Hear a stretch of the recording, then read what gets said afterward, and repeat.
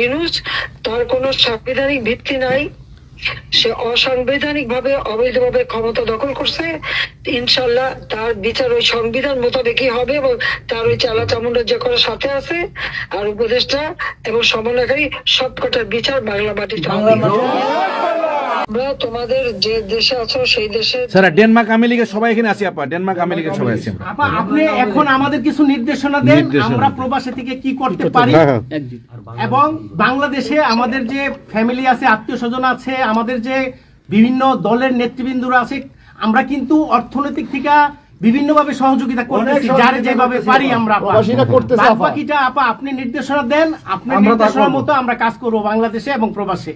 তোমাদের যেটা করতে হবে একটা হচ্ছে তোমরা যে দেশে আছো সেই দেশের আইন কানুন মেনে ইউতে ইউরোপিয়ান ইউনিয়নে যেখানে তোমার ওখানকার পার্লামেন্টে যেখানে আছো সব জায়গায় এই জনমত তৈরি করতে হবে।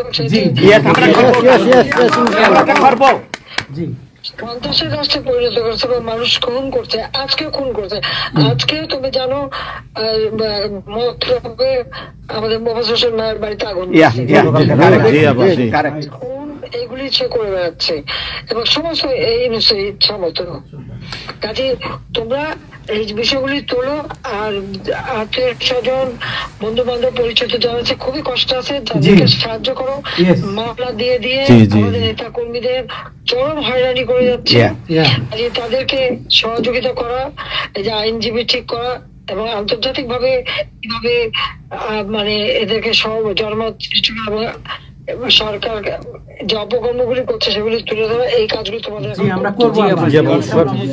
আপা একটা জিনিস একটু সন্দেহ লাগতেছে আপা, তাদের সাথে তোমরা থাকবা, কাজ করবা আর দেশের ভিতরে মানুষকে যে এই সরকারকে না তাড়ালে দেশের মানুষের মুক্তি দেয়, যে এরা জঙ্গিদের সাথে হাত মিলিয়ে এই ইউনূস যাকে সবচেয়ে বেশি সুবিধা আমি দিচ্ছি, গ্রামীণ ব্যাংকে 400 কোটি টাকা আমি দিয়েছিলাম যখন 96 সালে সরকারে ছিলাম, ব্যাংকটা বসে যাচ্ছিল।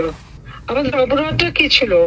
কারণ ইউনূসের কথায় তারা এই হত্যাকাণ্ড চালিয়েছে এবং সেটা তারা বলছে 15 জুলাই থেকে এরপরে এই পর্যন্ত যত হত্যাকাণ্ড হচ্ছে, অগ্নিসংযোগ সবকিছু তা ইউনূসের নির্দেশেই এই এত বুকের মায়ের কোল খালি হয়েছে, এত পুলিশ মারা গেছে আর সব থেকে মারা গেছে তো আওয়ামী লীগের নেতা কর্মী।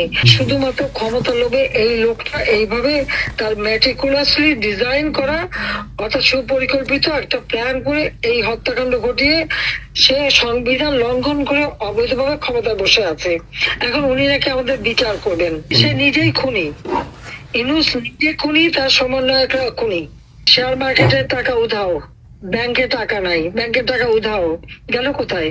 ইউনূস তার কোনো সাংবিধানিক ভিত্তি নাই, সে অসাংবিধানিক ভাবে অবৈধভাবে ক্ষমতা দখল করছে।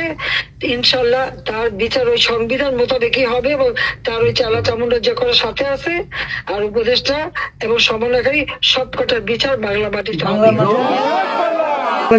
প্লিজ আপা বলেন আপা। আমি যে কথাগুলি বলি রাখো, তোমার রেকর্ড করে রাখো, তোমার প্রচার করো, আমার আপত্তি নেই।